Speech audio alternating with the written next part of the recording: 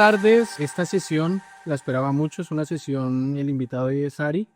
Ari es psicólogo, es un joven psicólogo.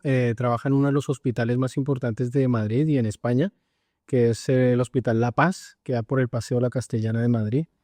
Y bueno, yo creo que lo importante aquí es que invitamos a Ari porque más allá de que el cortometraje sea una experiencia de cine, lo que sí queremos desde Máquina Media y desde la producción con Rafael Trejos es que podamos dejar una semilla con esta historia de qué tan importante es el cuidado psicológico para los migrantes o para los viajeros, como nosotros llamamos a los viajeros que están en otros países y que este cortometraje les pueda ayudar. Por eso está Ari aquí. Y bueno, más que hacer preguntas, nos vamos a plantear en un cuento de Navidad a partir de la historia de Joel, que ustedes ya han visto la historia, cómo podemos ir tocando estas partes de la psicología del migrante, tomando de ejemplo a Joel y tomando de ejemplo el contexto de Joel. Y mi primera pregunta antes de eso, y una vez para presentar a Ari y escuchar a Ari. Ari, ¿qué tan antigua crees que es la migración?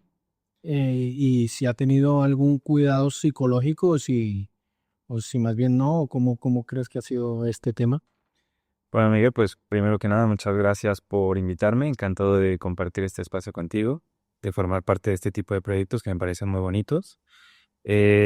Cuando vi el video me pareció muy interesante y muy valioso que desde este tipo de proyectos un poco más independientes se visibilice la historia de muchas personas migrantes que pasan por este tipo de situaciones como la que está pasando Joel, ¿no? O sea, al final es una situación compleja en un grupo de personas que ya de por sí están en una situación de vulnerabilidad. Y el hecho de que haya producciones como la suya, visibilizando estas historias me parece increíble. O sea, felicitarlos por el trabajo que hicieron, que les quedó increíble, muy bonito. Y claro, bueno, hablábamos de la migración, o sea, el corto al final va un poco de lo que es la migración, ¿no? Y las experiencias. Y un poco en relación con tu pregunta, pues la migración yo creo que, hijo, o sea, la puedes abordar de muchísimas perspectivas y según el enfoque que se le quiera dar, pero históricamente, sin ánimo de hablar como si fuera yo un experto en historia, yo creo que la migración es tan antigua como la humanidad. O sea, la migración incluso me atrevería a decir que es inherente a las personas. Las personas de toda la vida han tenido la necesidad de moverse a lo largo de los territorios, incluso antes de que hubiera líneas que los dividieran entre países, fronteras.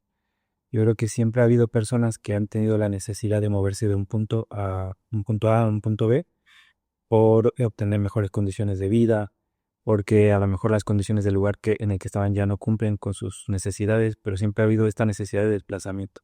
Así que, respondiendo un poco a la pregunta, si tuviera que dar una respuesta así más concreta, diría eso, que la migración es tan antigua como la humanidad misma. Y el acompañamiento psicológico, sí ha habido antes de alguna manera, no sé, de pronto artesanal, arcaica o... Yo creo que eso es un poquito más nuevo, bastante más nuevo, porque bueno, antiguamente pues era la forma de satisfacer una necesidad que ya no se cumplía por el lugar geográfico en el que estabas, ¿no? Hoy en día, a pesar de que ya hay, con la expansión de la psicología y que ya hay profesionales que se especializan en esta área que pueden dar acompañamiento a personas que están pasando por situaciones difíciles, todavía no está lo suficientemente, pues sí, como todavía la gente todavía, muchas personas que lo están viviendo no encuentran o no saben dónde buscar ayuda. El acompañamiento psicológico está ahí, creo que es una herramienta de la cual hay que echar mano, o sea, ojalá más adelante podamos desarrollar un poquito más esta parte, pero no siempre los migrantes tienen el acompañamiento psicológico que necesitan y esto es bien importante. Una persona migrante es una persona que necesita especialmente el acompañamiento de un psicólogo. Todos necesitamos en algún momento de nuestra vida alguna atención psicológica, pero yo creo que especialmente las personas migrantes. De que veo. Ari ha visto el cortometraje y yo quiero preguntarle primero, Ari, también eres migrante, vienes de México, aquí a Madrid. Em, Cuando viste el cortometraje, ¿cómo lo viste? Como Ari migrante y si alguna vez lo viste también o tuviste la referencia como Ari el psicólogo. Claro, bueno, al final, yo siempre digo, ¿no? Porque a veces hablando con personas y con gente de la vida diaria, dicen, bueno, pero tú como psicólogo, ¿qué opinas? Y a veces uno no siempre es psicólogo, ¿no? Uno se mete en el papel del psicólogo cuando está uno trabajando, pero antes que eso uno es ser humano y yo creo que al ver el video, lo primero que me surgió es la empatía de ver a una persona que pasa por situaciones como las que pasa Joel. Y claro, al principio lo vi dos veces en realidad, porque al principio lo vi desde la perspectiva de ser humano, de persona, de ver la empatía, de vivir, o sea, ver a través de la pantalla cómo hay personas que viven historias muy parecidas a la que probablemente estuve viviendo yo, ¿no? O sea, yo él es una persona que llega, que atraviesa muchas dificultades para poder buscar una vida mejor para sí mismo, probablemente también para su familia. Y claro, al principio lo vi desde un proceso empático. Luego ya lo analicé un poquito más como psicólogo y claro, puedes ver que está pasando por muchos procesos psicológicos que normalmente los migrantes atraviesan, ¿no? Que eso es, hay muchas cosas ahí de las que podemos hablar, el duelo migratorio, el proceso de aculturación, o sea, las emociones y sentimientos que pasa una persona cuando está fuera de casa, especialmente en temporadas como son la Navidad. Pues estas temporadas son, para mucha gente son muy felices, pero para otras son especialmente duras. Más que es una tradición. Bueno, yo creo que me gustaría y creo que todos nos gustaría conocer un poco quién es Ari, cómo te podrías presentar a los espectadores que nos están viendo, que están aquí y que tenemos a Ari, que es el psicólogo de esta parte de la migración de Joel. ¿Cómo te presentas tú? Claro, bueno, pues esa es pregunta compleja, ¿no? ¿Quién soy yo? Siempre es una pregunta como muy filosófica. Diría, depende de quién pregunte y en qué momento, ¿no? Pero bueno, soy psicólogo, soy mexicano, soy migrante, eh, también soy esposo, soy hermano, soy hijo, hombre loco, soñador. Soy una persona que depende del lugar y el momento, pues son muchas cosas, pero al final también es difícil responder quién soy yo. Pero en este momento te diría que soy psicólogo mexicano migrante. Qué bien. Bueno, Ari trabaja en La Paz, ¿no? Yo creo que la mayoría han escuchado de La Paz. Es un hospital muy famoso aquí en Europa, porque ha sido un hospital que ha desarrollado muchos estudios, que han estado siempre a la vanguardia de la medicina aquí en Madrid. Y si nos puedes resumir un poco cómo llegaste a ese espacio, qué estás haciendo en La Paz. Claro. Bueno, pues es relativamente reciente que estoy trabajando en este hospital. Estoy en el Instituto de Investigación Biomédica del Hospital de La Paz. Anteriormente, como es la historia de muchos migrantes, yo llegué en principio un poco, voy a hacer un poco de resumen porque quizás no es muy interesante la historia completa, pero yo llegué aquí por estudios. Yo llegué aquí a hacer un máster, quizás es la historia de muchas personas. La idea inicial era hacer un máster y regresar a México, ¿no? Como que al principio yo creo que mi proceso de migración fue como mucho más sencillo, al menos el primer año, porque yo llegué como estudiante con la idea de regresar a México. Entonces, el primer año de maravilla, estudiar, conocer gente nueva, vivir experiencias, conocer lugares, España, todo muy lindo, ¿no? Luego de eso, pues empezaba a surgir la curiosidad y la espinita de quedarse aquí en España a vivir. Estoy evaluando posibilidades. Al final vi que había una forma de lograrlo. Y bueno, lo intenté. No les voy a mentir, fue un proceso bastante duro. Hay que cumplir con muchos trámites, un proceso burocrático muy duro y hay que hacer muchas cosas para poder lograrlo. Y bueno, dentro de ese proceso yo tuve que trabajar en cosas que no tienen nada que ver con lo que yo estudié. O sea, yo trabajé en cosas como hostelería, estuve mucho tiempo haciendo otras cosas. Y luego de eso, bueno, esto fue un poco porque las circunstancias así fueron, ¿no? O sea, no podía trabajar directamente de lo que estudié, porque claro, aquí en España hay que homologar títulos y hacer un montón de cosas. Entonces me tocó trabajar en lo que pudiera trabajar, Día. claro, en hostelería directamente. ¿Tanto tiempo? Estuve más o menos como, pues 2 años trabajando en hostelería, fue bastante tiempo. Sí, sí, todo esto porque no podía, claro, no podía trabajar como psicólogo, aquí hay que hacer un máster habilitante, hay que homologar papeles y bah, fue complicado. ¿Y esto mientras estudiabas o cómo lo...? Al principio, el primer año pude, afortunadamente, y tuve esa oportunidad de poder solo estudiar. O sea, tocó hacer ahorro mucho tiempo antes, en cochinito o la hucha, como le dicen aquí en España, un buen tiempo para hacer un colchoncito y luego llegar aquí y poder estudiar tranquilamente, porque claro, la idea era estudiar y volver. Luego ya uno va viendo con los gastos cómo va reduciendo ese cochinito y dices, uff, tengo que buscar un trabajo, ¿no? Y un poco la presión de, tengo que buscarlo ahora. Fue un poco lo que me pasó a mí y dije, bueno, tengo que trabajar. Empecé a trabajar una vez, terminé el máster y luego ya surgió la oportunidad de entrar a trabajar aquí en el Hospital de La Paz. ¿Y cómo llegó esa oportunidad? Pues fue gracias a que a través del máster mantenía vínculo con bastantes compañeros del máster y fue que una de ellas me comentó, oye, hay una vacante disponible en el hospital donde yo trabajo, ¿te gustaría aplicar? Pues claro, o sea, yo ilusionado de poder trabajar de algo de lo que estudié, pues eso, apliqué a la vacante, fui a todas las entrevistas, todo. Yo estaba súper nervioso porque decía, no, ojalá esto se haga, por favor. Afortunadamente se dio la oportunidad y fue como empecé a trabajar ahí. O sea, a través de una compañera del máster que estudié aquí en España. Oye, pues enhorabuena. Muchísimas. Creo que es una gran bendición Sí, totalmente. porque habrán muchos que todavía están buscando esa oportunidad y seguramente les llegará a cada uno, llegará esa oportunidad en su momento. Y bueno, esto más que entrevistas, yo creo que lo vamos a enfocar más hacia temas.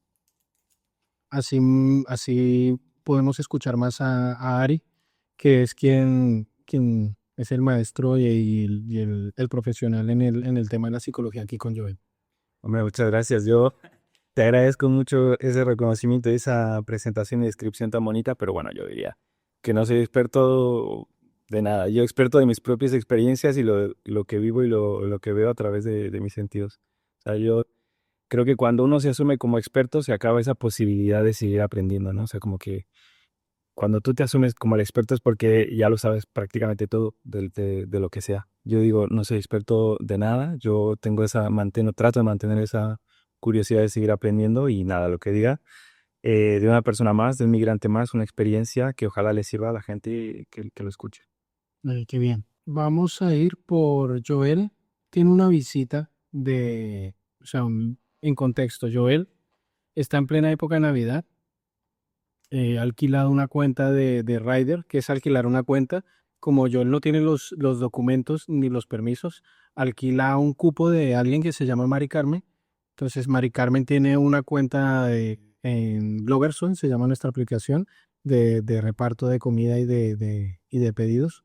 Entonces, eso, alquila esa cuenta y es Mari Carmen quien le paga lo que recibe de todo lo que hace Joel. Entonces Joel en esa premura de conseguirse un dinero en plena Navidad, donde está pensando en su familia, donde se siente un poco aislado de su profesión, de su ser, es visitado por dos espíritus porque equivocadamente Joel pide un deseo en el muro de los deseos y se le aparecen dos espíritus, que es el de la esperanza y la desesperanza. Entonces ahí podemos hablar de algo que anteriormente estábamos conversando con Ari, y es la disonancia cognitiva.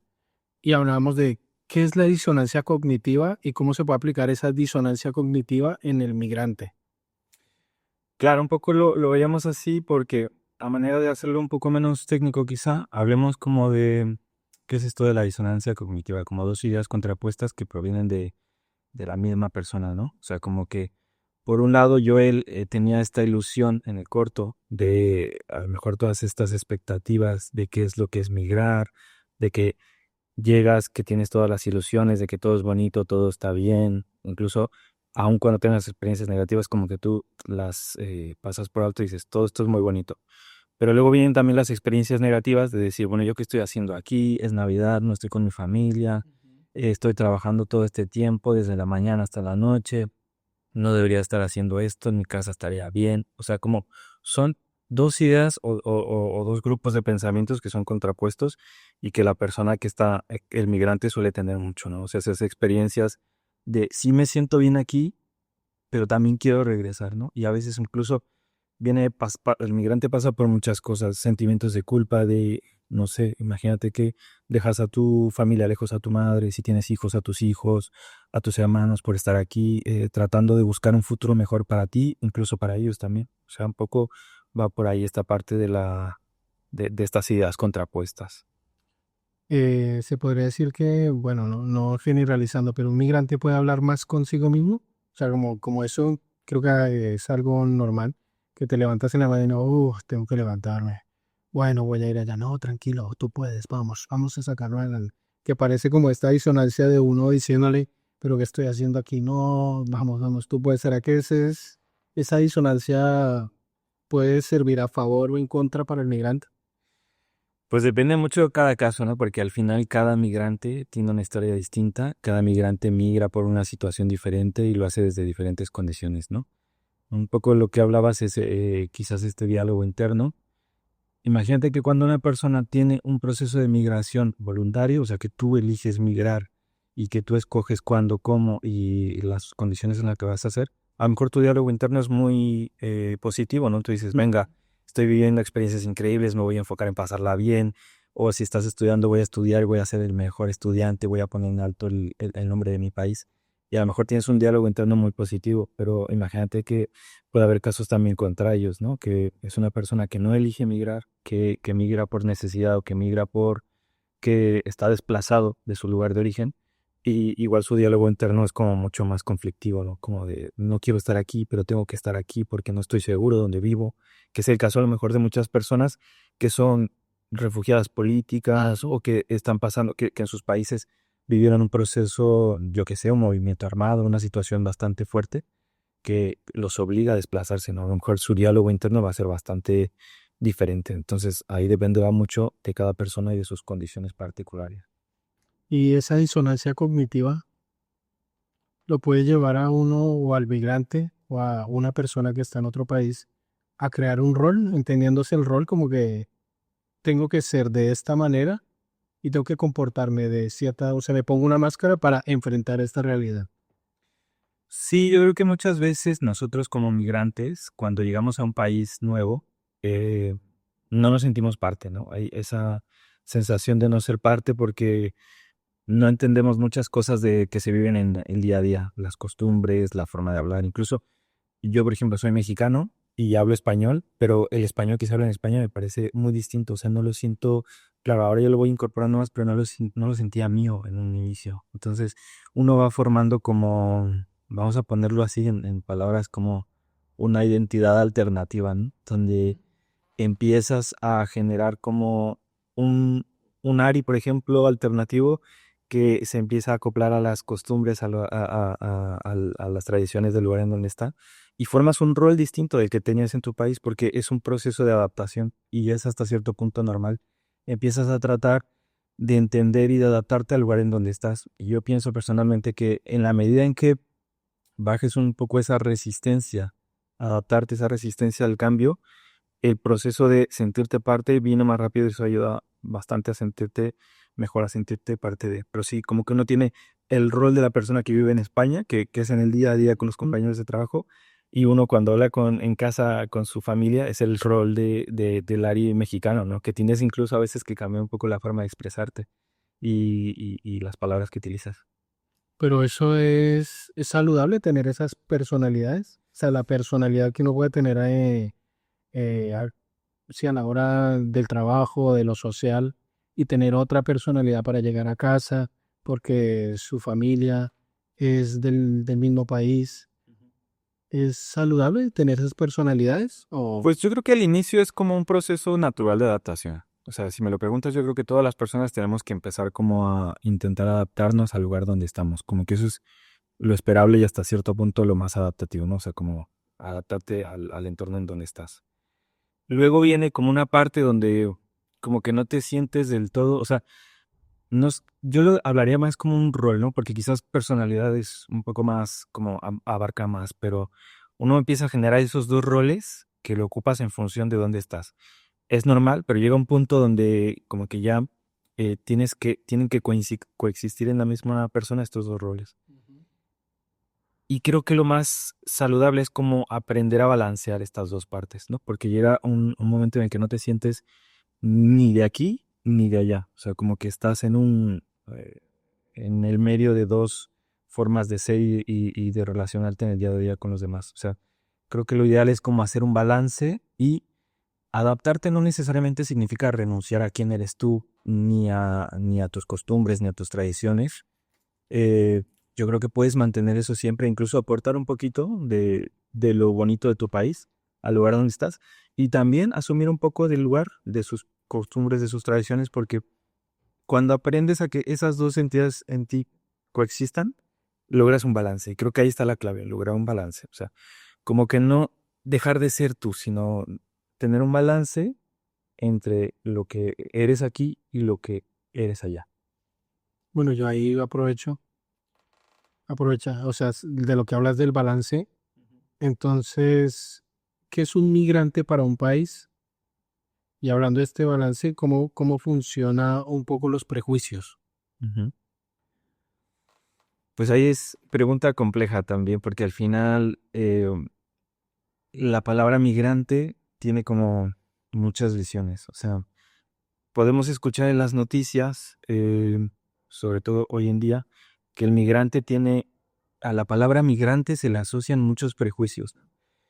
Por ejemplo, en Estados Unidos, incluso aquí en España, en muchos países, siempre al que viene de fuera, al migrante, se le asocia con muchas cosas, incluso antes de conocerlo, ¿no? Por ejemplo, cosas negativas que se pueden llegar a escuchar de un migrante, pues que es ladrón, que es delincuente, que es una persona que no trabaja. Cosas positivas, pues que es una persona que viene a aportar con su esfuerzo, con sus ideas, con su talento. O sea, el ser migrante implica muchas cosas y yo no digo que una cosa o la otra sean ciertas o no, porque al final, pues eso será, dependerá de cada persona. Hay migrantes que sí, que efectivamente no hacen las cosas bien, que llegan a aprovecharse de muchos sistemas que están muy bien, por ejemplo, no sé. Y hay otros que llegan a trabajar y aportar a la sociedad. Yo creo que un migrante para un país implica muchas cosas, depende de cada condición del migrante. Sobre todo, yo creo que las personas que venimos de Latinoamérica, diría que los migrantes latinoamericanos en general son personas muy trabajadoras, son personas que llegan a este país con mucha ilusión de salir adelante, son personas que buscan mejorar su entorno y que difícilmente las encuadraría en este aspecto negativo de que hablaba al principio, ¿no? Al final es gente que quiere hacer las cosas bien, pero que muchas veces no tiene las herramientas, ¿no? Y a veces hablamos un poco sobre el tema de la documentación y tal. Es muy complejo. Hay gente que llega por necesidad sin documentación. Hay gente que estando aquí de manera regular, después queda en situaciones de irregularidad y aún así tratan de hacer las cosas con las herramientas que tienen, ¿no? Entonces, un migrante para un país puede implicar muchas cosas. Yo creo que para España, sobre todo, me atrevo ahí a lanzar una opinión. Los migrantes que vienen a trabajar le aportan muchísimo a la economía española porque son gente que regularmente pagan impuestos, que todo lo que compran aquí está también pagando un impuesto con cada compra, que vienen a aportar con sus ideas, con su talento, con su energía. Y creo que el migrante en España es una persona que viene a enriquecer el país y en sentido de cultural, en sentido de talento, de trabajo, y que es una persona que puede llegar a ser muy valiosa. Por eso creo que quizás si desde, ojalá alguna persona de gobierno nos pudiera escuchar y que entendiera, ¿no? Que estas historias de migrantes no son siempre lo que sacan como en las películas o el malo, ¿no? El que viene de fuera no necesariamente es una persona mala, ni viene a quitarle las cosas a nadie, viene a aportar muchas de las veces. Sí, yo creo que eso hace parte también de los prejuicios. em, y ahí yo creo que lo importante de esos prejuicios es cómo es el prejuicio afuera y cómo es el prejuicio adentro. Por ejemplo, el prejuicio afuera es lo que uno quizás por las noticias, por lo que esté pasando, uno pueda decir, por ejemplo, doy un ejemplo, lo que está pasando ahora en Norteamérica. Entonces, los latinoamericanos son narcoterroristas, podemos decir. Entonces, ese es el prejuicio afuera. Pero entonces, ¿cómo funciona psicológicamente ese prejuicio adentro? Adentro me refiero en este caso que estamos hablando de narcoterrorista, el latino no lo es, pero él recibe ese prejuicio de que es un narcoterrorista, es un ejemplo. cómo funciona eso psicológicamente para esa persona. Si impacta de tal manera que pueda ser como una versión de fracaso o una versión de anulación o una versión de, sí, de cómo es eso psicológicamente siendo solo un ataque. Claro. Pues yo creo que nos compramos muchas historias, ¿no? A veces uno se deja llevar mucho por lo que ve en diferentes medios, llamémosle noticias, libros, lo que sea, sin un poco implicarse en lo que quizás es la realidad. O sea, nosotros nos compramos muchas historias y lamentablemente he escuchado, o sea, no sé si es la regla general, pero he escuchado mucho como opiniones de, es que, por ejemplo, en la academia, ¿no? Es que los latinos tienen menos nivel académico, o se esfuerzan menos, o trabajan menos, o yo qué sé, o son lo que sea. La realidad es a veces muy diferente, ¿no? O sea, nosotros nos compramos esas historias y a veces son como profecías autocumplidas que decimos, no es que, bueno, la idea del latino aquí es que pues no trabajamos y que no podemos llegar al mismo nivel. Y entonces un poco como que nos autosaboteamos, nos creemos esas historias. Y claro que te afecta psicológicamente, ¿no? Porque si tú te compras todas esas ideas, ya vas como con unas barreras mentales que no te permiten progresar. Entonces sí, sí creo que afecta, pero creo que también nosotros, y afortunadamente por videos como este, como por cortometrajes como del que estamos hablando, podemos ver estas historias reflejadas y decir, bueno, venga, también el latino quizás en algunos casos sea eso, pero también puede ser una persona que saca adelante su familia, que trabaja mucho, que se esfuerza, que sale adelante, que cuida a los suyos, ¿no?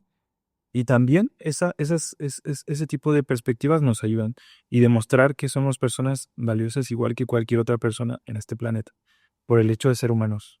Entonces, eso yo creo que no comprarse esas historias negativas ni generar esa autopercepción de que somos así. O sea, quizás las noticias, hay muchas cosas, como decías tú, de narco, de delincuentes, de tal, pero no todos los extranjeros ni todos los latinos son así. O sea, hay gente haciendo cosas increíbles y aportando muchísimo que no cumplen con ese estereotipo. Yo, ahora mismo que te escuché, me acuerdo, obviamente yo he estado también en la hostelería, pero me acuerdo una vez que conocí a un hijo de, no decir su nombre, pero sí era un compañero camarero muy joven y muy buen músico. No estudió música, pero dentro de su inquietud estudió no de manera formal, pero sí que sabía tocar instrumentos y cantaba muy bien, componía. Y yo le decía, pues yo como artista decía, yo creo que tienes talento, deberías, no has pensado en estudiar y dedicarte a eso y tal. Y él me decía como, no, es que no, yo creo que eso no, o sea, ahí es donde voy con el prejuicio adentro. No, es que yo creo que no me puede ir, no me puede ir tan bien. Mi padre llegó aquí cuando era muy joven y puso los postes de luz y puso todas las luces de algunas ciudades de España y también ayudó aquí mucho a construir varios barrios de Madrid. Y pues es que yo prefiero trabajar de camarero, porque yo sé que en eso pues me va a ir bien, no tengo tanta complicación, no tengo que arriesgarme tanto. Y yo, pero si tienes talento, o sea, tienes todo, tienes juventud, tienes talento, podrías lanzarte a hacer pues eso. Y obviamente habían otros temas más que también lo llevaban a tener como ese miedo como hijo de una familia migrante que se crió aquí en España. Ahí el perjuicio puede ser que permee la siguiente generación, podría pasar. Sí, sí, yo creo que puede pasar porque al final, imagínate que eso es algo que la persona lo asimila y lo vuelve parte de sus pensamientos, ¿no? Y esos pensamientos están en lo que hablábamos hace un momento, en el diálogo interno, en lo que uno piensa, en lo que uno siente, o sea, va siendo parte de uno. O sea, es difícil que el contexto no entre en uno porque al final es lo que está viviendo todos los días, ¿no? Y a lo mejor el padre de este chico sí que se dejó influenciar mucho por estas ideas, a lo mejor incluso sin ser consciente, y el propio padre se las transmite al hijo también, incluso a veces sin ser consciente, y se genera esta idea de que yo nací para esto, o yo valgo hasta aquí, o yo solamente puedo lograr estas metas, ¿no? Claro, es como una situación un poco aprendida y ojalá que el hecho de ver historias inspiradoras de gente que puede lograr más que eso siempre que se lo proponga, pues ayude a derrumbar estas barreras mentales de yo hasta aquí puedo llegar, porque siempre nosotros tenemos la capacidad de movernos hacia donde las condiciones sean más favorables, ¿no? O sea, veo que la hostelería, por poner un ejemplo, es un trabajo de acceso fácil y que me puede dar como cierta estabilidad, está bien. O sea, es un primer escalón. Pero si no es lo que nos gusta, no somos como Ujú. una plantita, no estamos fijados ahí. Es muy difícil ir y romper muchas barreras de trámites y lo que sea y buscar salir adelante, pero se puede. Yo creo que al final, si nosotros empezamos a hacer el intento y el esfuerzo de buscar mejores condiciones, eventualmente lo vamos a lograr. Hace falta ese pequeño impulso, quizás verse como en el corto, ¿no? Reflejado a través, nuestra historia a través de un cortometraje, de una película, ver historias reales de gente que está consiguiendo cosas importantes y entender que claro que se puede, o sea, nosotros podemos vencer esas barreras. Es algo que es complicado, pero se puede llegar a lograr. Sí, y yo creo que también es importante. Yo creo que es importante porque parte, o sea, no solo la educación es no es una transmisión de información y de conceptos y de aprendizaje, sino también la comunicación y la información que recibimos. Y pues obviamente yo siendo padre, ¿no? Tú también siendo recientemente, y tú recientemente, enhorabuena, Está bien. como que uno cuida mucho que qué le va a transmitir en mi casa a mi hija. Y digo como, bueno, hasta aquí cierro las puertas y no permito esto, pero puede ser que no todos tienen esas mismas herramientas eh, para no dejarse permear Ujú. pues por estas sí, obstáculos, por así llamarlo, por estos ataques. Claro, y hay que elegir un poco lo que uno consume y lo que deja que entre en nuestra mente y en nuestro cuerpo, ¿no? Igual que no comemos basura porque decimos, bueno, no me voy a comer esto que está súper grasoso o esto que está cocinado con condiciones higiénicas fatales, pues así también los contenidos que vemos en la televisión, en internet, en redes sociales, en donde sea. O sea, no dejarnos alimentar por este tipo de ideas que muchas veces son muy negativas. Esa es me atrevería a decir, por una manera de autocuidado. O sea, el cuidar lo que escuchamos y ver hasta dónde nos sirve lo que vamos viendo el día a día, ¿no? Y eso aplica, como te decía, lo que vemos en redes sociales, quizá, que hoy en día pasa un montón, pero también con las personas, ¿no? Elegir con qué personas queremos estar, con qué personas aportan a nuestra vida y que nos ayuda a conseguir esas metas que buscamos. O sea, un poco por ahí, desde cuidarse en qué aceptamos que sea parte de nuestra vida. Bueno, ya yo creo que yo voy a pasar a un tema, solo tema, no es pregunta, pero eh, entonces nos podemos plantear qué es el migrante fuera. Fuera, por ejemplo, yo me acuerdo cuando estaba en el colegio y escuché y aprendí la historia de Nikola Tesla, un migrante europeo que llegó a Estados Unidos, trabajó para Edison. Edison trabajó en la corriente continua, que es las baterías que tenemos AA y AAA. Y Nikola Tesla, como migrante, pasó tiempos de ser obrero, de trabajar en la construcción, de vivir hasta en la calle. Trabajó para Edison y como migrante inventó la corriente alterna, que es la corriente que usamos ahora para las luces y que se usa para todo.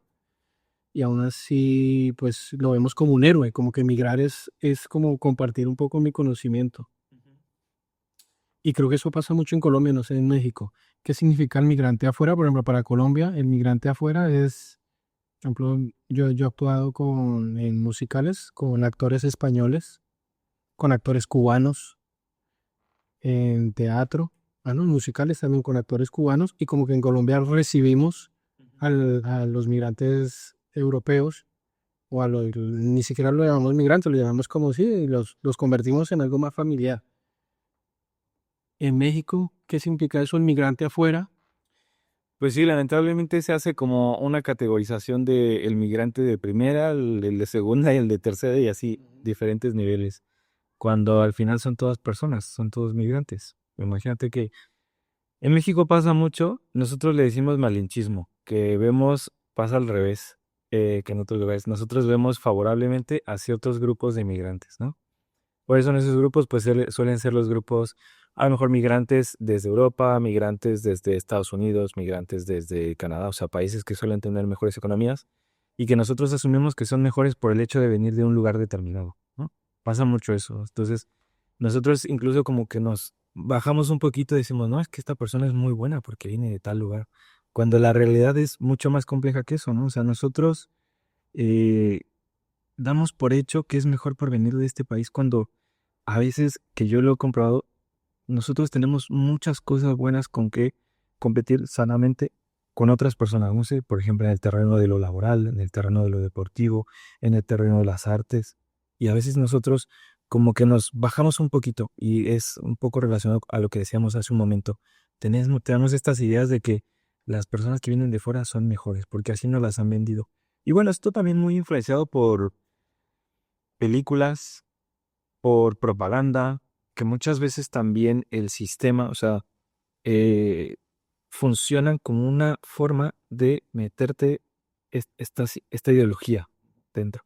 Que a veces las producciones audiovisuales es- muchas veces son políticas, son politizadas, ¿no? Como que si te das cuenta en muchas películas estadounidenses, es el héroe siempre el que pone en alto a la patria, el patriota, el bueno, el inteligente, el más fuerte. No todas, no quiero generalizar, pero muchas veces está esta idea. O nos venden también otro ejemplo, como que los villanos de las películas siempre es un científico ruso, así medio loco, que tiene la idea de generar algo que va a destruir al mundo.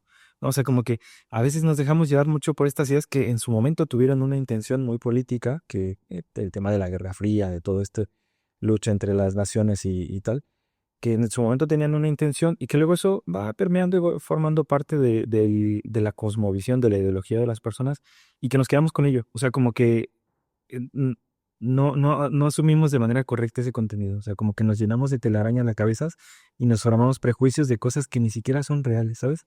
Como quedamos por hecho lo que vemos. Yo ahí invitaría a toda la gente siempre que vean algo, como que no darlo por hecho, como que cuestionarlo, revisar un poco de dónde viene, cuál era la intención de las personas que escribieron este libro o que hicieron esta película, qué había detrás en ese momento, qué estaba pasando en el mundo, ¿no? Ser un poco más críticos del contenido que consumimos, porque eso también nos va a ayudar a nosotros a quitarnos esas telarañas y estas ideas y prejuicios y pensamientos que no nos vienen bien para nada. Ser un poco más críticos. Y ahí yo entonces pondría el tema de el migrante dentro. O sea, yo creo que uno se lleva una idea de, yo recibo a la gente que viene afuera, lo recibo de una manera, culturalmente estamos acostumbrados a recibirlos así, pero ahora yo soy el que va a otro país, soy el migrante dentro, Ujú. O sea, como... y ya cómo funciona eso, porque, claro, si yo me bajo un poquito, o yo soy muy abierto para recibir a personas de otros países y abrir la puerta de mi casa. Entonces, claro, cuando yo voy a otro lado, yo digo, bueno, ¿me puede usted por favor abrir la puerta de su casa? Por favor, me invita, quiero conocer, tal. ¿Cómo funciona ese otro contexto, sabiendo que obviamente el latinoamericano tiene, pues sí, tiene un poco ese lastre de tercermundista? Sí, pues nos creemos un poco eso, ¿no? Pero la realidad es que, pues es tratar, hacer el esfuerzo de adaptar eso a nuestro favor, ¿no? Igual, a lo mejor dices, bueno, yo tengo esa facilidad, elijo ser una persona mucho más abierta cuando recibo a alguien que no, que no es de mi país, que no comparte mis costumbres, pero aprovechar eso a nuestro favor, ¿no? Al final, el latinoamericano se le reconoce mucho en muchas partes del mundo que es una persona muy amable, muy cálida, que siempre está dispuesta a recibir a los demás, que siempre está dispuesta a apoyar. Y creo que eso es algo que debemos usar a nuestro favor, esas herramientas que uno tiene, porque el migrante siempre tiene algo bueno que aportar. O sea, Las personas que se movilizan traen consigo muchas cosas y yo no conozco ninguna persona que venga de ningún sitio. O sea, todos los países tienen algo bueno que aportar y yo creo que eso es lo que debemos de retomar. O sea, que el migrante trae consigo también una maleta de cosas buenas y que eso lo podamos incorporar a nuestro día a día, a nuestro cotidiano. Por ejemplo, los latinos en España son personas que suelen ser muy abiertas, muy cálidas, muy amigables. De hecho, es raro, pues supongo que uno también lo escoge porque es más familiar. Cuando yo llegué, los primeros amigos que hacía eran más latinos porque es como más cercano culturalmente, ¿no? Pero luego podemos aprovechar esas herramientas que tenemos para usarlas a nuestro favor. O sea, mm, aprovechar esa multiculturalidad a nuestro favor. Y fíjate, esto de lo multicultural sería incluso también que se veía en el tema del cortometraje, la Navidad. O sea, la Navidad misma es un proceso multicultural. Es una construcción de muchas culturas, de muchas personas que todo el mundo lo vive diferente y lo construye diferente. O sea, no sé, el árbol de Navidad, por ejemplo. O sea, eso ni siquiera, eso ahora en muchos sitios, sobre todo aquí en España, se adopta mucho como al cristianismo, ¿no? Como el tema de la religión y tal. Pero esto antes no era así. O sea, el tema del árbol de Navidad era una cosa que se celebraba antiguamente en los pueblos más paganos, como los pueblos germánicos, que significaba otra cosa. O sea, se utilizaban en el solsticio de invierno como simbolismo el árbol, porque el árbol, los pinos, sobre todo pinos, abetos, es un árbol que perdura incluso en las condiciones más frías, ¿sabes? O sea, como que simboliza como la vida, como el afrontar las situaciones difíciles, como la fertilidad, como lo bueno, como la alegría de resistir. Luego eso se va adaptando, por ejemplo, pues a cuestiones más religiosas. Cuando ya después con el cristianismo eso se adaptó, se formó se le dio un resignificado al tema del árbol de la Navidad, porque como es esta forma triangular, como la Trinidad, ¿no? O sea, de la Trinidad religiosa. Luego ya también se le empezó a cargar más simbolismos, como, no sé, muchas veces ponemos como esta estrellita en la punta del árbol, que quiere decir que era la estrella de Belén, que guió a los Reyes Magos eh, para llegar a Jesús. Claro. Las luces de la Navidad, también la misma historia, que es como la luz de Jesús con el mundo. Pero al final todo esto, si te das cuenta, es un proceso de multicultural. O sea, todo esto se construye de las cosas bonitas de cada cultura y nosotros cada quien le vamos dando un significado. Aprovechemos como esta multiculturalidad en favor, no en contra. O sea, creo que eso es lo bueno que hay que retomar. Como la multiculturalidad como algo favorable, como algo que nos une más que nos aleja, sobre todo en estas fechas navideñas en las que nosotros muchas veces anhelamos estar con la familia, ¿no? En las que compartimos, en las que perdonamos, en las que nos llenamos de esperanza. Aprovechemos esta multiculturalidad en favor de ello. O sea, concentrémonos en eso. Sí, yo creo que agarrarse de lo positivo. Claro. Cuando yo llegué aquí, en Colombia no es tan importante los reyes, pero con estos 8 años se ha convertido para nosotros algo muy importante ir a la cabalgata. Es una doble oportunidad de recibir regalos. Entonces sí, como que es otra cena más, se convierte en un tercer día y creo que también pasa a lo contrario. La Navidad aquí antes no era tan celebrada y bueno, sí es verdad que como activa tanto la economía, pero viendo la parte social, también activa mucho el movimiento social, todo el mundo sale a las calles y viene más extranjeros. Se activa así sí, el turismo, la hostelería, la venta de textiles, que aquí en Madrid tienen unos textiles impresionantes. Claro, es como la propuesta que tiene el consumismo a través de la Navidad, ¿no? Que eso también es otra visión. O sea, cada sector aprovecha el evento y las costumbres a su favor.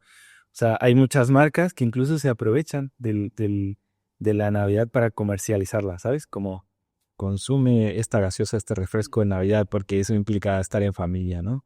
O sea, también hay o sea, el consumismo a través de la Navidad, que no está mal, ¿no? O sea, muchas veces el consumismo hasta cierto punto es necesario en una sociedad, pero también se le da esta interpretación, ¿no? Vamos a comprar más porque tenemos que dar regalos, tenemos que gastar para ser felices en Navidad. Bueno, está bien, si se quiere gastar, que se gaste, pero vuelvo a lo mismo. O sea, la Navidad es sobre todo estar en familia, compartir, eh, reflexionar sobre todo lo que ha pasado a lo largo del año, perdonar, eh, Sí, también es un momento como de eso, de recogimiento, de perdonar, claro, de reencontrarse. agradecer. Un poco me acuerdo también del cortometraje con la parte de los dos espíritus de Joel, ¿no? Que decía, era como el espíritu negativo, esa persona que se dejó llevar como por, que metió en su mochila todo lo negativo y que perdió el camino. Entonces, ahí vi visibilizada la historia del migrante que pierde el sentido y que olvida por quién migró y que se deja un poco caer. Ujú. Y luego está por otro lado el espíritu de la esperanza, que es como el Joel un poco que buscó construir un entorno mejor para él, para su familia, y que tiene esta perspectiva de aportar, de ser mejor, de vamos, la esperanza, ¿no? Entonces, recordé ahorita un poco esa parte del video. No, y la Navidad también funciona mucho, por ejemplo, en Colombia celebran mucho el 31 de diciembre como es una nueva oportunidad de arrancar un año y ser mejor. Claro. Es como vamos a hacerlo mejor y este año sí que vamos a lograr ese objetivo. Mm, Entonces sí, como que se usa cada año como de recogimiento y vamos a continuar creciendo. claro. Sí, sí, totalmente. Y bueno, o sea, un poco rescatar también, aprovechar como esta parte positiva y lanzar ese mensaje de ser empáticos, ¿no? Siempre que podamos ser empáticos con el otro, eh, cuando percibimos que la están pasando mal. Sobre todo, por ejemplo, en el caso de Joel, que pasó por muchas situaciones duras, pero que afortunadamente, por ejemplo, que recuerdo mucho con la parte donde va como a comprar comida, que no había comido durante todo el día. Ujú. Y a pesar de estar trabajando todo el día en la aplicación esta de Gloverson, eso me dio mucha gracia también, no tenía lo suficiente para poder comer, o sea, por lo menos un alimento en el día, ¿no?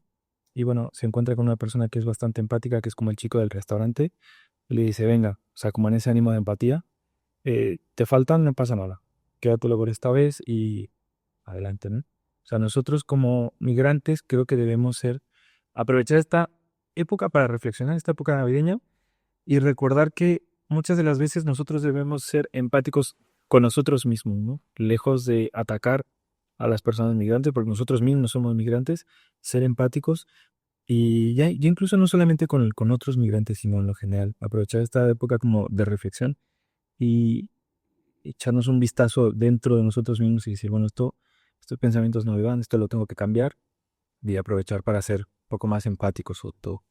Y hablando con toda esta nueva ola, esta vanguardia de la serotonina y todas estas cosas, ser empático psicológicamente, ¿en qué nutre a nosotros como seres humanos? Psicológicamente, ¿cómo nutre el ser empático?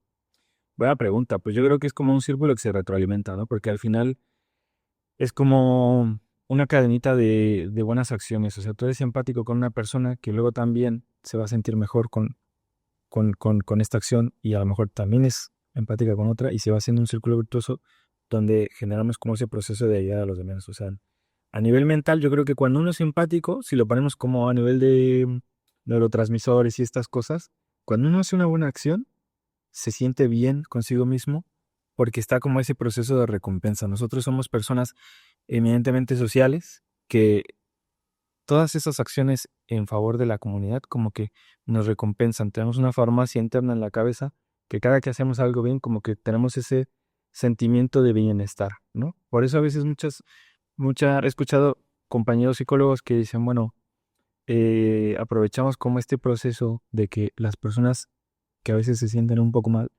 recomiendan, claro, en determinados casos, no es siempre, o sea, como un método para ayudar a sentirte mejor, o sea, ayudarte a ti mismo a través del otro, ¿sabes?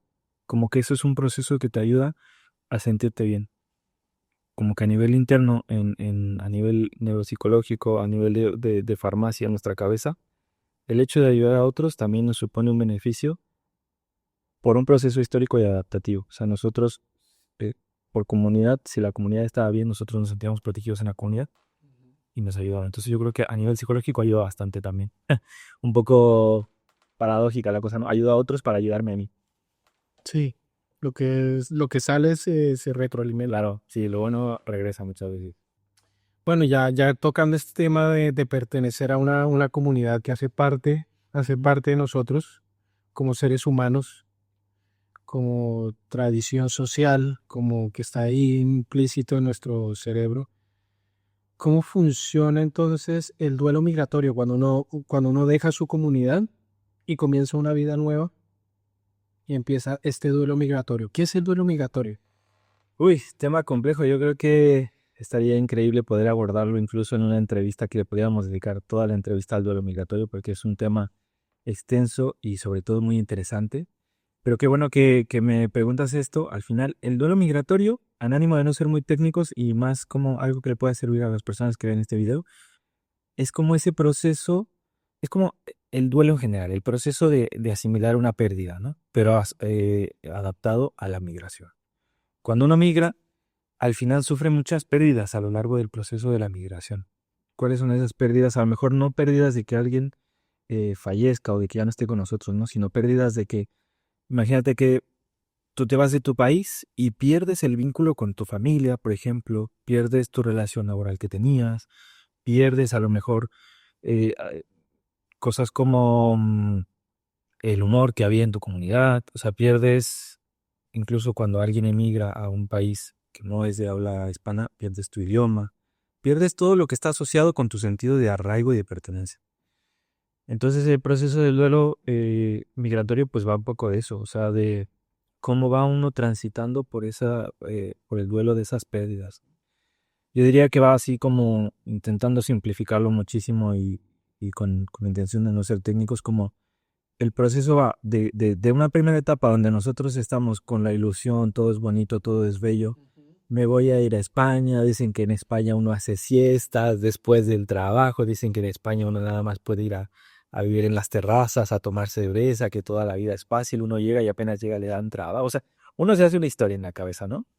Todo es bello, todo es bonito, y venga, pues vas, empiezas como todo este proceso, desde el vuelo, desde que llegas, tu primer piso, todo bien, todo bien, todo bien, lo que sea, y luego en el proceso te vas dando cuenta, van apareciendo las primeras dificultades.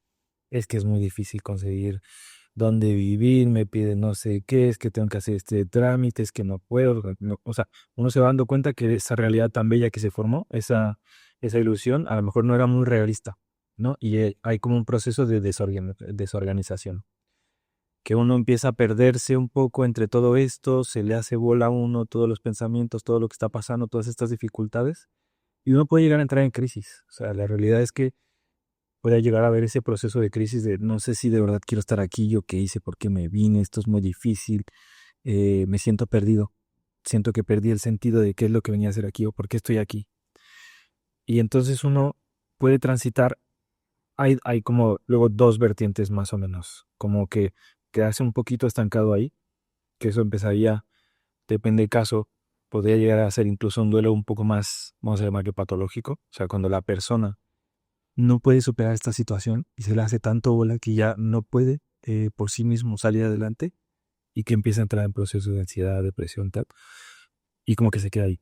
O puede ser que un poco eh, recobres fuerza y empieces a empoderarte un poco más, ¿no? Como decir, venga, yo puedo, sé que vine aquí para ponerme en una mejor situación, sé que estoy aquí para salir adelante, para buscarme, para labrarme un futuro mejor. Entonces, pues, para adelante, ¿no? Y empiezas a buscar cómo salir del bache y te organizas y buscas ayuda y te informas y sales adelante y empieza como esa última parte, como que sales del bachecito y dices, ya me estoy reorganizando, me siento más empoderado, me siento más que yo puedo con esto, ¿no? Y es como esa última parte, aunque no siempre el proceso es así de lineal, o sea, la realidad es que nosotros vamos como del proceso uno al 3 al 4 y regresamos y así, porque todos estos procesos en general, los procesos psicológicos no son lineales, ¿no? Es como un poco para darlo a manera de explicación, pero un poco el duelo migratorio es eso, es esas sensaciones que uno va pasando a través del proceso de migración, todas las pérdidas que uno tiene, desde que es todo muy bonito, la crisis del medio, el bachecito del que hablo, y luego como uno a veces sale y se reorganiza, ¿no? Y empieza ya a vivir una vida distinta, más equilibrada, mejor organizada. Oye, súper interesante. Yo creo que voy a retomar un concepto que se hace mucho ahora y es el empoderamiento. Se habla mucho del empoderamiento femenino, se habla mucho del empoderamiento del percibirse, cómo se perciben las personas. Y el empoderamiento del migrante, yo creo que también se puede hablar del empoderamiento del migrante, en el sentido de lo que tú dices de pasar estas etapas que pueden ser incluso ir, venir, volver a repetirlas. Y este empoderamiento también hablo ya desde lo que es la acción. Y la acción obviamente es, necesito pertenecer a una comunidad, necesito pertenecer aquí, aprender de las costumbres de aquí y entender cómo puedo tejer esos lazos para que ellos también me conozcan a mí. Pero para eso tengo que cumplir unas pruebas y es, primero pedir un número. O sea, ¿qué es esto del empoderamiento para el migrante entre que psicológicamente están todos estos procesos que estamos hablando y técnicamente hay algo que lo va empoderando o es esto que va a ser, o sea, como que va ganando créditos, por así llamarlo, hasta llegar a ser alguien que pertenece a la comunidad Que ya se integra, ¿no? que ya se integra. Uy, pues sí, o sea, yo creo que el tránsito del migrante de todo este proceso es largo, porque, y empieza, claro, vuelvo a la misma, depende de cada situación, de cada migrante, de sus condiciones de vida, que nunca va a ser igual si es un migrante que emigró por elección, que uno que emigró de manera forzada, ¿no? Pero coincidimos en que incluso cuando migra siendo un alto ejecutivo de una empresa, que es que te mandan la empresa de tu país a la empresa del otro país, pasa también por estas cosas. Más aún una persona que pasa un poco de manera forzada, ¿no? Que dice, bueno, es que aquí ya no me hallo, ya no puedo vivir, necesito cambiar de lugar. Incluso esa persona que pasa en condiciones malas también transita por todo esto. Y ambos necesitan la manera de empoderarse y de buscar la forma de hacerse un lugar en este sitio donde van, ¿no? ¿A qué me refiero? Por ejemplo, cuando una persona elige migrar, por ejemplo, empieza a buscar en principio, ¿cuáles son las reglas para poder migrar de manera regular? Y empieza ahí un largo transitar, al menos en España, que hablo de lo que conozco, no sé en los demás sitios, seguramente será parecido. Pero empiezas desde a lo mejor una vida de estudiante y dices, bueno, ¿qué fue mi caso? Ya soy estudiante, perfecto, puedo estar de manera legal en el país, pero ahora ya tengo un número, ya la gente no me va a molestar, si lo tengo todo resuelto. Oh, sorpresa, se te caduca la tarjeta de residente y tienes que buscarte la idea para ver cómo haces de nuevo, sacar otra nueva tarjeta, ¿no? Y entonces dices, pero si soy estudiante, tengo derecho a estar en el país, pero no puedo trabajar. Bueno, a mí me tocó, creo que ahora ya cambió, pero antes no podías trabajar como estudiante. O sea, a mí también no podía trabajar. Claro, y dices, pero ¿cómo voy a renovar si para renovar me piden que compré, que me puedo mantener sin trabajar, pero no puedo trabajar? Entonces es un círculo así como de ¿qué hago? Ujú. Y bueno, la gente se va buscando la vida. Imagínate que logras obtener una siguiente tarjeta, ¿no? Que en mi caso fue la de esta de residente, ya ahora sí con permiso para vivir y trabajar, hacer lo que tú quieras y poder trabajar. Y bueno, ya tengo ahora sí mi segunda tarjeta, ya estoy mejor en una situación más estable.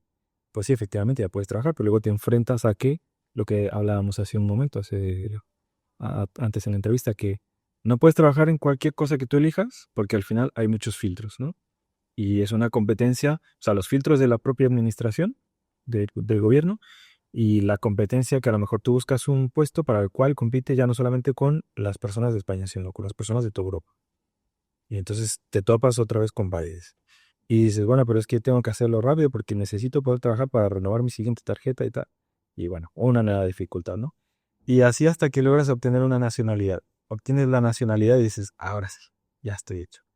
Pues tampoco, porque al final el sentirte parte y el ser parte de la comunidad no es en relación con una tarjeta de residencia, o sea, lo tienes que hacer, pero no lo es todo. O sea, un número de tarjeta de residencia o un número de DNI o lo que sea no te va a validar. O sea, ese es un proceso que lo tienes que hacer también un poco en paralelo a nivel mental y personal, ¿no? Es como un trabajo personal que tienes que ir desarrollando y empoderándote y sintiéndote parte. O sea, ¿cómo te empoderas? Pues bueno, buscas un poco más información respecto de los trámites, buscas asesoría, preguntas a personas que quizás ya pasaron por esa situación, empiezas a formar redes de apoyo, empiezas a construir de cero lo que tenías en tu país de origen, ¿no? Porque de eso sí va sentirte parte de la comunidad. O sea, una cosa es el trámite administrativo, que eso lo tienes que hacer, y recomiendo ampliamente que todas las personas que tengan la intención de emigrar se preparen con anticipación antes de hacerlo. Porque de otra forma vienes a sufrir, o sea, y no es bueno ni para ti como migrante ni para la sociedad a la que intentas acoplarte.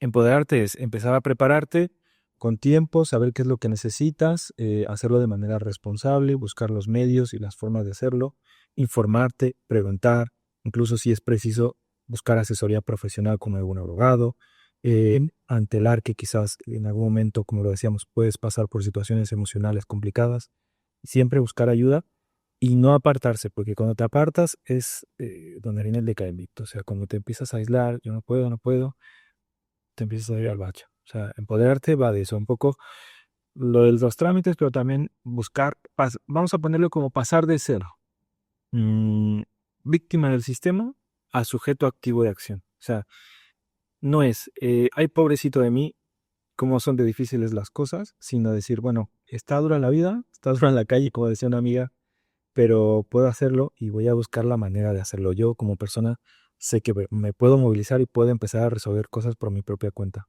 O sea, eso es empoderarse, buscar la manera de con las propias, o sea, reconocer las herramientas que tengo y cómo las puedo usar para afrontar las dificultades de mi entorno. En esencia, resumida en eso, el proceso de empoderamiento. O sea, cómo puedo usar lo que tengo a mi favor para resolver mis problemas.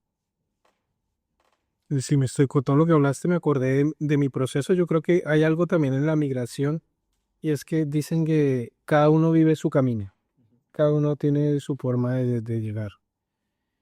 En mi caso, y creo que en eso sí todos cruzamos por ahí, pero no sé por qué lo olvido y creo que la mayoría lo olvidan. Esos primeros pasos de antes de tener la tarjeta de residencia, que en el mío se llamaba tarjeta de, ¿cómo es que no era residencia? Era como de estancia. Ah, de los permisos de estancia, claro. El Que no es residente. Tienes permiso de estar aquí una temporada, ¿no? que es de estancias por estudios. O sea, Mm. no, que de hecho yo intenté rodar antes algo y me decían, no, es que tú tienes derecho a gastar dinero aquí, pero no tienes derecho a nada más. Eso es. Esa es la estancia por estudios. Y no puede adquirir responsabilidades ni ellos pueden tener responsabilidad conmigo. Pero bueno, como que llegando a la residencia, sí llegué a lugares, obviamente para sacar este número, para llegar a eso que era como ¿cómo llamarlo? Voy a ponerlo en algo en términos de teatro, como pasar como por el purgatorio, como si habláramos Y de, meter los pies al lodo, ¿no? Así pasar por los... sí, como que era pasar por el purgatorio de la Divina Comedia, de esta obra de la Divina Comedia, pasar por el purgatorio, de que todo es como en contra tuya, pero haz la cola por ahí, pero ¿qué haces? Dame tus documentos, como que dudan de ti si miras allí, si miras, es como, es que no solo están dudando a mí, sino ya me están, sí, me están dando, ¿cómo llamarlo? Sí, me están ofendiendo, sino ya es como una agresión, Claro. me están agrediendo no físicamente, sino por la atmósfera, Sí, por la intención, esa presión como psicológica, pero también el hecho de ya recibirla, ujú. es como, como que se te olvidó todo y bueno, no pasa nada. Entonces, psicológicamente ahí voy a hablar de ese término que aquí se habla mucho en España y creo, no sé si en México, y es el no pasa nada. Ese detrás de todo eso que es el no pasa nada, no pasa nada. No, que me tocó duro, no pasa nada, yo tiro para adelante. O el no pasa nada de me lo callo y no pasa nada y sigo. pero me lo callo y eso es como que se te va llenando el sótano y llega un momento en que puede terminar un poco mal. Claro, es que eso es bien peligroso, ¿no? O sea, el no pasa nada, yo lo traduciría casi como invisibilizar lo que estoy viviendo, lo que me está doliendo, lo que me está pasando, que a lo mejor la estoy pasando mal y digo, en ánimo de seguir, no pasa nada, ¿no? Pero el no pasa nada es dejar que un problema que a lo mejor es de este tamaño avance, avance, avance, avance, avance y va creciendo este problema.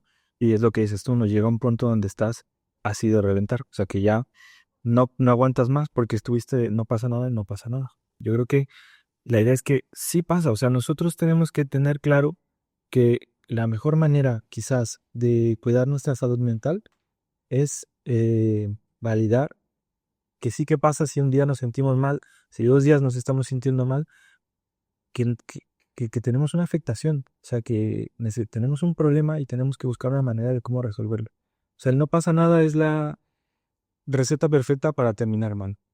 Es invisibilizar, no validar lo que estamos sintiendo, pensando y el proceso por el cual estamos pasando.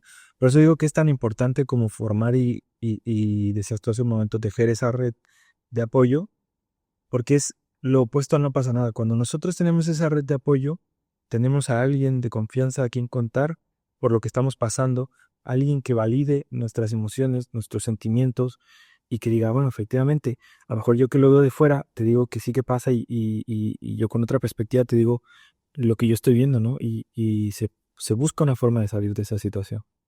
Pero el no pasa nada es como, voy a dejar el problema ahí, sé que está, pero lo voy a dejar como si no lo viera, como si no existiera. Y la gran problema de eso es que luego el problema viene con más fuerza y es como la ola que nos revuelca, ¿no? Así, ¡fu! Nos deja mal. Yo creo que es algo que debemos evitar, no pasa nada. Y buscar siempre lo que decía hace un momento, ser sujetos activos. O sea, bueno, fui a sacar mi tarjeta de residencia, me trató mal una persona, pues bueno, ¿qué es lo que puedo hacer? Me informo de cuáles son mis derechos, busco cuáles son los mecanismos que me protegen como migrantes, porque, o sea, la realidad es que hay muchos mecanismos, muchas leyes, muchas regulaciones, muchas asociaciones civiles incluso, que protegen a las personas migrantes y que el buscar, en principio nosotros, cómo defender nuestros derechos y cómo allegarnos a estas personas o estas instituciones que nos pueden ayudar a defenderlos, es la forma de contrarrestar ese no pasa nada, ¿no? O sea, me trataron mal y no es que no pase nada. Claro, puedo ser tolerante hasta cierto punto, ¿no? Si ya hay una persona, quien quiera que sea, que está pasando por encima de lo que es permisible, claro que pasa, ¿no? Y buscar la manera de hacernos valer, o sea, que hacernos respetar nuestros derechos fundamentales, ¿no? O sea, como que claro que pasa, no me estás dando un servicio acorde al que es de acuerdo con la ley, pues sí que pasa y tengo este mecanismo de hacer defender mis derechos, como ser sujeto activo de estas acciones que puedo hacer para mejorar mi situación. O incluso decirlo, Decirlo, claro. decirlo.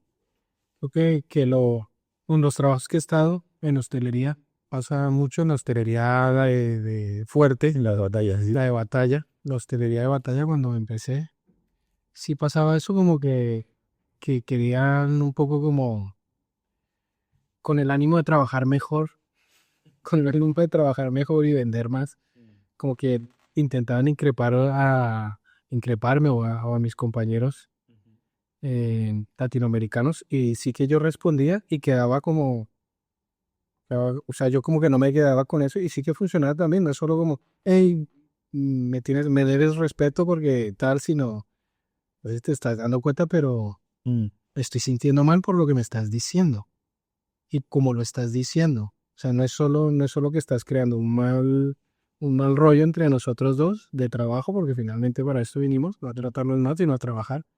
Y claro, allá como que hay.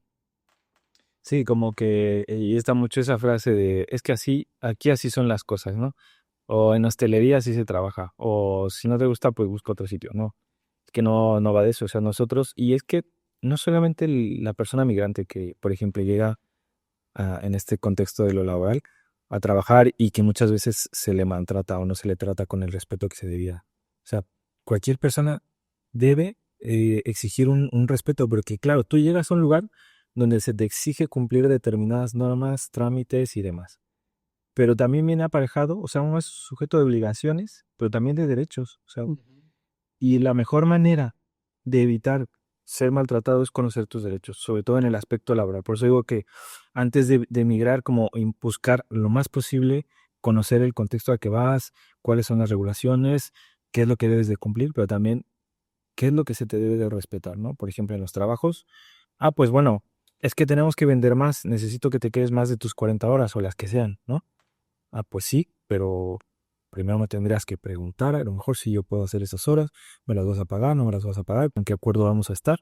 Porque a veces es como aprovecharse un poco de las personas que no conocen sus derechos, ¿no? Que no conocen hasta dónde están obligados a cumplir una obligación de contrato. Y lamentablemente eso pasa mucho en muchos sitios, sobre todo en los trabajos donde hay más personas migrantes. Sí, un poco de abuso. Un poco de abuso y es algo que se va perpetuando porque nosotros llegamos y lo aprendemos. Y luego imagínate que llegas a estar tú de jefe de un restaurante, ¿no? Y ya aprendiste que así es como funcionan las cosas y lo reproduces. Y nada más tóxico que eso. O sea, por eso hablaba hace un momento de la empatía. Tú pasaste por ahí, sabes lo duro que es. Entonces tratar a las personas con un mínimo de respeto y empatía. Y saber que las personas que están trabajando a lo mejor aceptan las cosas porque tienen una necesidad, ¿no? Y entender que no lo están haciendo porque les encante trabajar horas extras, ¿no? O sea, la realidad es que muchas de las veces son personas que vienen con una necesidad y que aceptan cosas por necesidad. Y la cosa es no aprovecharse de eso, ¿no? O sea, por eso digo que las personas, en la medida en que conocen más sus derechos, están más protegidas y están en mejor posición de defenderse a sí mismas, incluso. Por eso, la mejor manera es informarse, hacer las cosas bien y respetar las obligaciones, pero también exigir los derechos. Sí, yo creo que tocas algo importante y una recomendación importante, que es la red de apoyo y el informarse y el planificarse. Claro. O sea, planificarse, saber cuánto va a tardar esto que estamos hablando de ser residente, si quiero llegar a tener la tarjeta de nacionalidad o como cuántos años voy a ser residente, cómo son mis derechos, cuáles son mis deberes, cuál es esa red de apoyo que me puede ayudar, asociaciones, fundaciones, amigos, colegas, vecinos, y ahí un poco como ir empoderándose. Claro. Para resumir todo, y creo que eso es importante, la red de apoyo. Sí, totalmente. O sea, en la medida en que uno hace las cosas más planificadas y mejor organizadas, tienden a ir mejor las cosas, ¿no? Siempre respetar las leyes y las regulaciones a donde uno va. Hasta cuando uno va a la casa del amigo, respeta si te dicen, pues aquí nos quitamos los zapatos, pues venga, me quito los zapatos, ¿no? Siempre respetar las reglas de donde uno va, así sea otra casa u otro país. Hacer las cosas responsablemente siempre viene incluso bien para uno mismo, ¿no? Nosotros como migrantes debemos de demostrar que venimos a aportar y esa es una forma responsable de hacerlo, o sea, informándonos, cumpliendo con nuestras obligaciones, pero también exigiendo siempre nuestros derechos. Y Hay un ejercicio, vi un video hace unos días que no sé cómo se llama, hablando de eso que aprendemos y propagamos, que era como que unas personas esperaban una entrevista y cada vez que sonaba un timbre, eh, se ponían de pie las personas y luego se sentaban. Entonces entraba una persona nueva esperando la entrevista y veía que cada vez que tocaba el timbre, los de al lado, o sea, los primeros, se paraba y se sentaban con el timbre. Y así hasta que juntaron un número de personas. Luego las dos personas que iniciaron esta cadena de conducta se fueron y se fueron fue a una pared de mentiras donde podían verlos claro, y veían que esa conducta se convirtió en una réplica reproduciendo. y se convirtió como en una verdad donde los que la invocaron o los que la inventaron se pueden ausentar y se replica. Se mantiene. Eso psicológicamente, ¿qué es? Que Pues es eso mismo, que nosotros reproducimos lo aprendido, ¿no? Y que si no hacemos un juicio crítico de lo que estamos reproduciendo, a veces estamos dañando a gente sin darnos cuenta.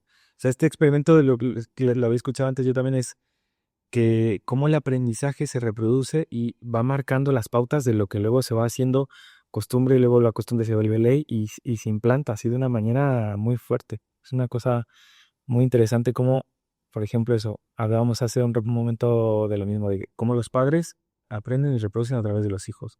Cómo uno en un trabajo llega, aprende cómo son las cosas en ese trabajo y lo reproduce. Claro, está bien, hay que aprender cómo son las cosas en el lugar, pero de manera crítica, ¿no? O sea, uno no puede reproducir estereotipos negativos de la gente, decir, he escuchado gente que habla mal de una nacionalidad en concreto.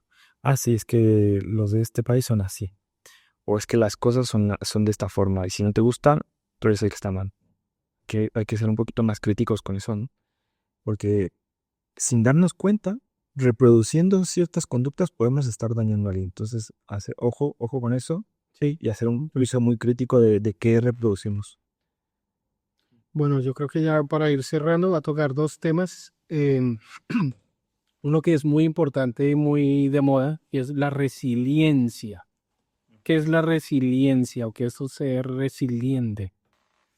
Resiliente en términos así como muy simples, yo lo pondría como esa capacidad que tiene una persona de afrontar las dificultades. O sea, como no dejarse vencer por las dificultades, ¿no? O sea, tener esa resistencia ante las cosas cuando se ponen complicadas. Y es una capacidad, una habilidad, no sé cómo llamarla, que debemos nosotros como migrantes de desarrollar. Vamos a ponerlo como si fuera un músculo. Y yo creo que a nosotros los migrantes nos toca poner bien fuerte ese músculo porque a veces las condiciones lo ameritan, ¿no? O sea, es esa capacidad de afrontamiento que nosotros con el día a día vamos aprendiendo, lamentablemente no es algo de lo que se tenga que echar mano, o sea, siempre. A veces es ser fuerte, pero lo que decíamos, también llegan puntos donde ser resiliente no implica aceptar cualquier tipo de trato o cualquier tipo de situación. Hay veces que nosotros podemos ser todo lo resiliente que queramos, pero estamos mal. O sea, imagínate que un migrante puede ser resiliente y puede aguantar todo tipo de situaciones difíciles como, venga, tengo que sacar una cita y me dan cita dentro de 3 meses, pero la necesito para un mes. Bueno, voy a ver cómo le hago. Me están pagando X cantidad y no me alcanza para pagar el piso. Bueno, voy a ver cómo hago. Pero luego ya se van juntando tantas cosas que ya no se trata de ser resiliente, sino se trata también de entender que a veces llega un punto donde necesitamos buscar ayuda, ¿no? O sea, yo diría, está bien ser resiliente hasta el punto que no afecta nuestra salud ni nuestra estabilidad mental.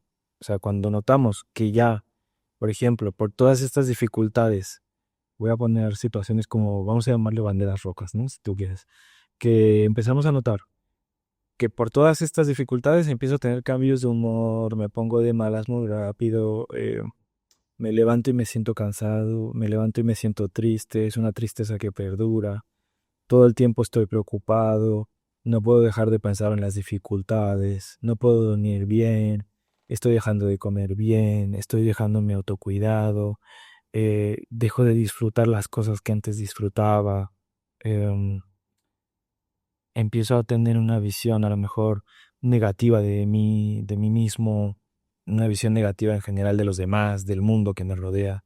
Esas son banderas rojas, que ya no es, eso ya no es ser resiliente, eso ya es un aviso de que necesitamos ayuda y que necesitamos buscar apoyo de un profesional.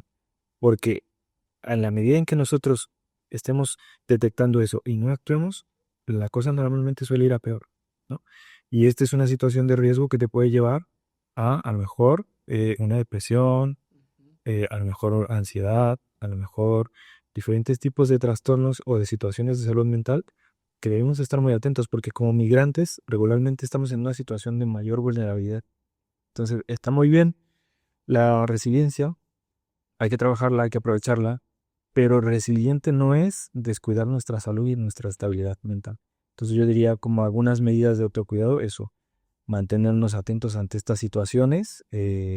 Cuando uno nota que ya la cosa se empieza a poner fea y que sale de nuestro control, bajo ahí buscar ayuda antes, con el mayor tiempo posible, ¿no? Acercarse a un profesional de la salud mental, buscar la forma de ser apoyada. No está mal pedir ayuda cuando uno no se siente bien, al contrario, es lo mejor que puedes hacer. Esa sería la recomendación. digamos, sí, psicológica Claro. para un migrante. He visto que hay psicólogos o no sé, como plataformas. Hay una que conozco que se llama, sin hacer publicidad, pero porque me la han mencionado, Celia, que son como psicólogos online. Eso es recomendable, hasta incluso, o sea, si no puedo ir, porque a veces puede pasar, en la mayor parte de los casos, que el migrante le toque trabajar un poquito más de lo normal y tenga muy poco tiempo y ya puedo, pues si no alcanzo a ir a una consulta del psicólogo, pues podría hacerla online. ¿Funciona? Sí, yo creo que en principio el hecho ya de buscar ayuda de un profesional de salud mental ya está bastante bien. Luego, habrá que valorar que eso también puede ayudar, por ejemplo, un psicólogo, o sea, ya sea que lo consultes online o como tú prefieras si te venga mejor, te puede ayudar a identificar si necesitas otra especie de apoyo, ¿no? Yo creo que el hecho de que vayas con un profesional de la salud mental, ya sea psiquiatra, psicólogo o un grupo multidisciplinario, está muy bien. Eso, para empezar, perfecto. Ya cada persona tendrá necesidades diferentes, ¿no? Porque hay personas que quizás les viene perfecto el tener una sesión psicológica online y les funciona mucho mejor que presencial porque les resuelve, yo que sé, el traslado o lo que sea. O imagínate que a lo mejor pueden conseguir yo soy mexicano y quiero una psicóloga mexicana. Perfecto, pues busco a lo mejor una online y está muy bien. Si eso me funciona, está bien. Ya habrá otros casos en los que a lo mejor hay personas que necesitan, yo qué sé, un acompañamiento farmacológico u otro tipo de atención más intensiva, pues ahí habrá que, si el profesional que nos atendió en un principio no les recomienda, pues buscar otro tipo de atención, ¿no? Eso ya dependerá un poco de cada persona y de cada caso, pero sí que nos puede ayudar en principio recibir atención. Si es online, está bien, online yo no le veo ningún inconveniente, pero sí manténse atento a que si me recomienda algo más intensivo, entonces acudir a lo mejor a urgencias del hospital más cercano o el que me corresponde, o buscar ya esa ayuda más intensiva, ¿no? No quedarnos como, bueno, es que ya estoy haciendo esto, me están recomendando otra cosa, pero yo con esto. O sea, buscar siempre eh, eh, tomar en cuenta las recomendaciones de otros, de los profesionales de salud mental.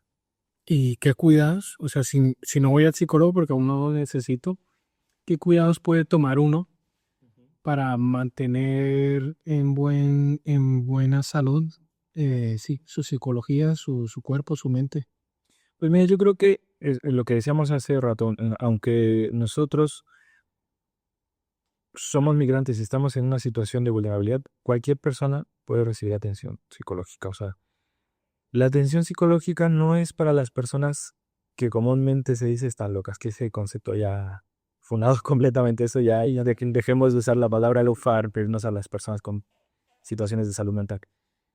Todas las personas en algún momento de nuestra vida podemos requerir atención psicológica. O sea, yo creo que es como cuando con el odontólogo, ¿no? Si no vas al odontólogo en cierto tiempo, pues llega un punto donde tus dientes tienen caries y están en detrimento, por lo mismo con nosotros. Si no ponemos atención a cuando tenemos señales de alarma, como las que comentábamos hace un momento, que estoy preocupado, tengo una sensación de tristeza que persiste y no la cuido, no voy al psicólogo, si estoy ansioso y no lo cuido, no voy a tal, eso va a avanzar. Lo primero que tenemos que hacer, nuestras medidas de autocuidado, es escucharnos a nosotros mismos, detectar cuando tenemos una situación, una banderita roja, y en ese momento acudir. Luego ya también están pues las recomendaciones básicas, ¿no? O sea, tener una rutina saludable, empezar a generar las horas de sueño que tenemos que tener, a la alimentación adecuada, formar redes de apoyo que nos ayuden a sentirnos mejor, eh, hablar de cómo nos sentimos. O sea, esas cosas son las medidas básicas. Yo diría, por lo menos eso, cuando nosotros tenemos una señal de alarma, acudir a un profesional de la salud mental. Esa es la principal sugerencia en cuanto a cuidados. Bueno, importantísimo. Yo creo que hemos tocado tantos temas importantes y ya yo creo que para finalizar quiero tocar el cómo podríamos cambiar o cómo podemos hacer desde ustedes que están viendo y desde nosotros, cómo podemos cambiar ese concepto del migrante, de la migración, del inmigrante.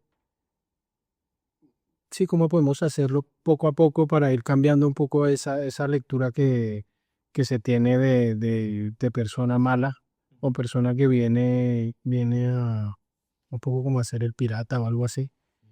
¿Cómo podemos nosotros empezar a cambiar esa visión, ¿no? Con cosas tan sencillas? ¿Cómo crees tú que podemos hacerlo?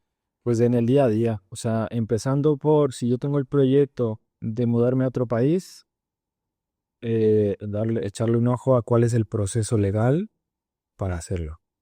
Ya de ahí empezamos a hacer un proceso de migración ordenada, reglada, un poco también haciendo las cosas bien en nuestra vida cotidiana. Por ejemplo, muchas veces venimos de malas prácticas, yo lo veo con la forma de conducir.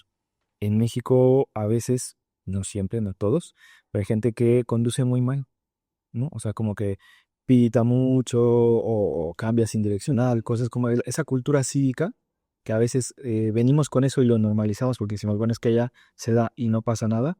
Tratamos de reproducir eso aquí y eso es lo contrario de lo que buscamos para dar una buena imagen como migrantes, ¿no? O sea, cuando llegamos a aprender la cultura cívica del lugar. No, si me dicen que tengo que pasar por el paso de peatones, pues paso por el paso de peatones. Si me dicen que en luz amarilla no cruzo, pues no cruzo.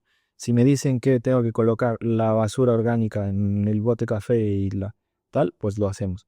Aprender a respetar las normas del lugar es lo más importante que debemos hacer. Y luego ya lo que es respetar a las personas y sus diferencias. O sea, ser diferente no está mal. Ser diferente está bien siempre que se respete al otro en sus culturas y tradiciones, ¿no? Entonces, ¿cómo podemos empezar a dar una mejor imagen? Pues eso, respetando de inicio sus reglas, teniendo una cultura cívica, aprendiendo eh, un poco más, ¿qué más se me ocurre? Pues, ¿Y cómo podemos fomentar ese respeto sin, también digamos, dentro de la misma pregunta está eso, como cómo podemos fomentar de decirle a alguien que obviamente no podemos cambiar el pensamiento a todo el mundo, pero de no, ustedes vienen a hacer cosas malas. ¿Cómo podemos cambiar ese concepto desde algo simple?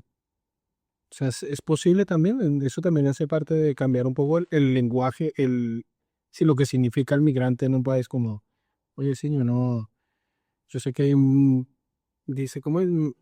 Colombian made in cocaine, o sea, no soy solo Colombian made in cocaine, sino, bueno, también soy música, o sea, claro, es lo que decía, que al final, fíjate, si te das cuenta, mucha de la gente que tiene esa percepción de que el migrante es malo, delincuente, lo que sea, son personas que a veces ni han viajado al país del que hablan, ¿sabes? Como, igual te puedes topar a una persona que te dice, ah, es que lo que decías de Colombia, ¿no? Colombia es así, drogas, y nunca ha ido a Colombia. No conoce a personas colombianas, porque reproduce estereotipos que ahora ha visto yo que sé, en una plataforma de Netflix o Sara Dios dónde, ¿no?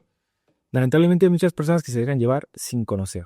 ¿Qué es lo que podemos hacer nosotros? Pues ser embajadores de una realidad distinta, ¿no? O sea, embajadores de nuestro país en el extranjero, sin tener un cargo en impuesto oficial, simplemente porque yo quiero cambiar esa percepción. No va a ser algo inmediato, ni va a ser algo fácil, pero si tú eventualmente vas cambiando esa perspectiva, haciendo las cosas diferentes, se logrará, ¿no? O sea, nosotros decimos, bueno, imagínate, Colombia, sí, a lo mejor en algún momento lo hubo, narcotráfico, lo que sea, ¿vale? Fue parte de su historia, sí.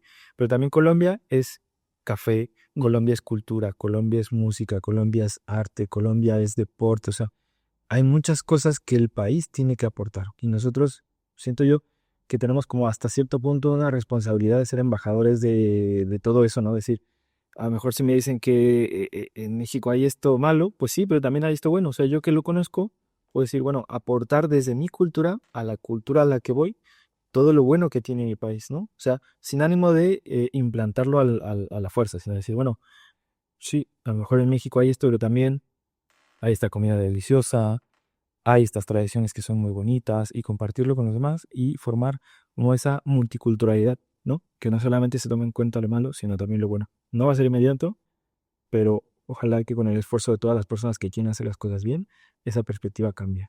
sí, yo creo que esos dos temas que has tocado son muy buenos. Los he visto, los he practicado también y los he visto y funcionan mucho. O sea, ser civil, ser buen ciudadano, estés donde estés, o sea, lo que ves, lo repites. También pasa en Colombia con los coches, cuando se conduce allí es de otra manera. Y las motos, y las motos, Hay México, las motos. los coches sí que se veían mucho. Sí.